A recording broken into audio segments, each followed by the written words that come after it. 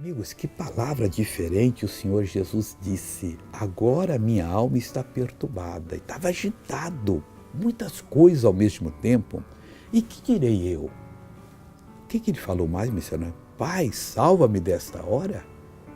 Mas para isso vim a esta hora. Olha, para aquilo que Deus nos destinou, nós nunca devemos pedir a Deus para nos salvar. Ele estava agitado, ele sabia que as forças das trevas iriam sobre ele, que ele ia receber o nosso pecado, transgressão e iniquidade, que iria pagar um preço muito caro. E ele disse, eu vou pedir ao Pai para me tirar dessa provação agora? Não. Meu irmãozinho, se você está fazendo o que Deus quer, não pare. Passe o que passar, não importa. Vai firme, segura firme, continue firme, porque Deus vai lhe dar a vitória. Jesus falou isso para que eu e você fizéssemos igual. Veja essa pessoa que foi abençoada. Não aguento andar, não aguentava sentar nem nada. Mas agora, em nome de Jesus, eu não tenho nada. Vem cá, traz essa irmã aqui falar comigo aqui. Por que a senhora ficou com esse mal? Eu não sei, apareceu de repente. Quanto tempo? Aí já tem uns 2 anos que eu tô... 2 anos. Essa bengala era para a senhora andar com ela? Eu fui no ortopedista, né?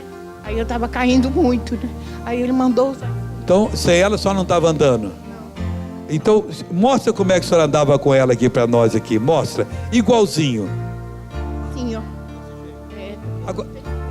Agora está com firmeza. Então, põe ela no ombro agora. Como se fosse a enxada lá da roça que o lavador termina. Anda um pouco agora em nome de Jesus. Anda firme agora. Está conseguindo, irmã? Oh, glória a Deus. Vamos aplaudir a Jesus? Agora eu quero orar.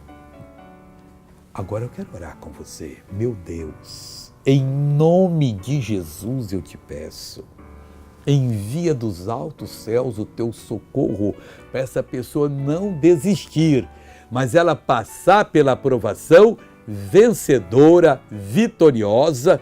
Eu estou unido com ela agora, eu repreendo todo o mal, repreendo toda a dor, repreendo toda a aprovação e digo, sai em nome de Jesus Cristo. E você diz, obrigado, Pai, e amém.